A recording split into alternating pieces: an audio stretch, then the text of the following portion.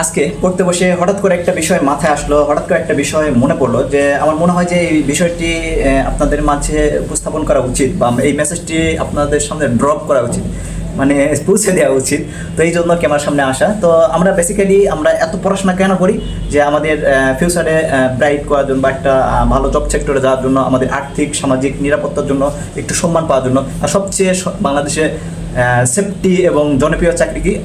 সরকারি চাকরি। আর আমরা সরকারি চাকরি কেন করি? যেখানে আর্থিক নিরাপত্তা আছে, সামাজিক মর্যাদা এবং ভবিষ্যতে বিয়ের ক্ষেত্রে একটা প্লাস পয়েন্ট যে না, ছেলে সরকারি চাকরি করে। আর ভবিষ্যতে তার চেয়ে বড় কথা হচ্ছে আপনার চাকরির জীবন শেষ করার পরে মোটা অঙ্কের একটা টাকা পাবেন, টাকা ওইটা হচ্ছে পেনশন। এটা মানে আপনার গ্রেড অনুযায়ী টাকা পাবেন, মানে সর্বনিম্ন কি 50 লাখ থেকে 1 কোটি 1.5 কোটি সব পাবেন। অথবা আপনি যতদিন বেঁচে থাকবেন ততদিন আপনার এই চাকরি করা কালীনও যতগুলো টাকা পাইতেন, যেভাবে স্যালারি পাইতেন, আপনার চাকরি রিটার্ন হওয়ার পর মানে 60 বছরের পরও আপনি সেম স্যালারি আপনার অ্যাকাউন্টে ঢুকে যাবে। তো এই জন্য হচ্ছে সবাই এত স্টুডেন্টরা হচ্ছে সরকারি চাকরির জন্য পাগল। তো যাই হোক, আমি বিষয়টা এই টাকা নিয়ে কথা বলতে যাচ্ছি না, আমি এখানে একটা মেসেজ ড্রপ করতে যাচ্ছি যে হচ্ছে আমাদের এখন এই বয়সটা কি?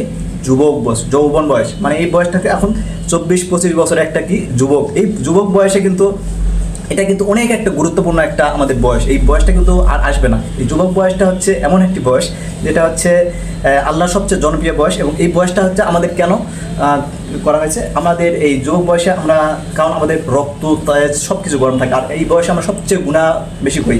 অনেকে অন্যের উপর জুলুম করে, মানে আচরণ করে বা নিজের ইচ্ছা মতো চলে। মাই লাইফ মাই রুলস, মানে ছেলে মেয়ে সবার ক্ষেত্রে মাই লাইফ মাই রুলস। কিন্তু যখন দেখবে যে রক্তটা ঠান্ডা হবে, যখন বয়স হয়ে যাবে, তখন এটা থাকবে না। কিন্তু এই বয়সে এই যুবক বয়সে যে এবাদত করবে, আল্লাহর এবাদত করবে, সবচেয়ে শ্রেষ্ঠ এবাদত হচ্ছে এই বয়স। কারণ আমাদের বৃদ্ধ বয়সেও এবাদত করি, কিন্তু ওই সময় তো আমাদের শরীর চলে না, আমাদের নিজেই চলে যায় না, প্যারালাইসিসের মতো। তো তখন আমরা চেয়ারে নামাজ পড়ি বা খাটে বা বিছানায় যেখানে নামাজ পড়ি, কিন্তু ওই নামাজ আর এই যুবক বয়সের নামাজ কিন্তু এক হবে না। আর সবচেয়ে যদি নামাজের মধ্যে সব নেকি অর্জন করতে চান, তাহলে এই যুবক বয়সে একটা পাশে হচ্ছে একটা স্ত্রী থাকা উচিত আমার মনে হয়। কারণ বিয়ে করলে তার দিনটা, অর্ধেক দিনটা পূর্ণাঙ্গ হয়। একটা নারী আসার পর তার জীবনটা পূর্ণাঙ্গ হয় এবং তার বিভিন্ন চোখের জিনা এবং পাপ কাপেচার থেকে দূরে থাকে, কারণ তার ঘরে স্ত্রী আছে। সে অবশ্যই অন্য বেগুনা নারী থেকে একটু হলেও দূরে থাকবে। এই জন্য বিয়ে করলে তার হচ্ছে বিভিন্ন পাপ থেকেও দূরে থাকতে পারবে, আর হচ্ছে ইবাদতেও একটি পূর্ণাঙ্গ সওয়াব পাবে।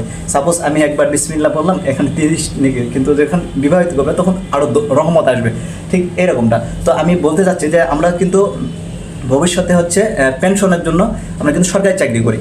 তো সেক্ষেত্রে আমরা যদি যুবক বয়সে যদি আমরা এই ইবাদত করি না, তাহলে আমরা ভবিষ্যতে বৃদ্ধ বয়সে যখন সাপোজ আমার 60 বছরের পর চাকরি শেষ চলে যাবে, তখন আমরা চাকরি করতে পারবো না, কিন্তু তারপরে আমাদের অ্যাকাউন্টে স্যালারি ঢুকবে, কারণ আমাদের পেনশন ঢুকবে।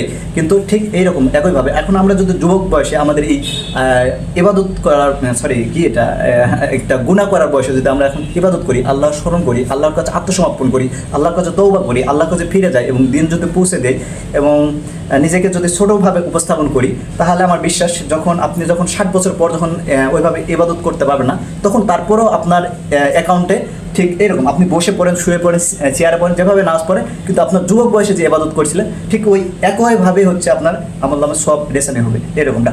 আর আল্লাহ বলেছেন যে কিয়ামতের দিন 7 শ্রেণীর মানুষ ছায়া পাবে। তার মধ্যে হচ্ছে যে যৌবন বয়সে আল্লাহর ইবাদতে সামিল হয়েছিল বা আল্লাহর ইবাদতে সময় তার কাটিয়েছে, তো সে হচ্ছে একটা মানে কিয়ামতের দিন ছায়া পাবে। হ্যাঁ, এইটা হচ্ছে যৌবনের গুরুত্ব। আরও যদি গুরুত্ব জানতে চান, আপনারা যখন মৃত্যুর পর কিয়ামত মিজান হাসন ফরজিনাতের পর যখন আমাদের জান্নাত বা জাহান্নামে দেওয়া হবে, তখন আমাদের কিন্তু বয়স কিন্তু থাকবে কত জানেন? ওই রকম 30 থেকে 35-এর মধ্যে, এরকম মানে একটা যুবক, মানে ফুল যুবক একটা বয়স। ওই সময় আপনি জান্নাতে থাকবেন ওই যুবক অবস্থায়, আপনি বৃদ্ধ থাকবেন না বা থাকবেন না। এখন আপনারা মনে করতে পারেন যে আমি 70-80 বছরে মারা গেছি, ওইভাবে জান্নাতে গেলেও আমি ওই বয়সে মনে থাকবো না, ওই বয়সে না। আপনাকে একবার ফুল যুবক অবস্থায় আপনাকে জান্নাতে পৌঁছে দেওয়া হবে এবং ওখানে জান্নাতের নিয়ামত ভোগ করবেন।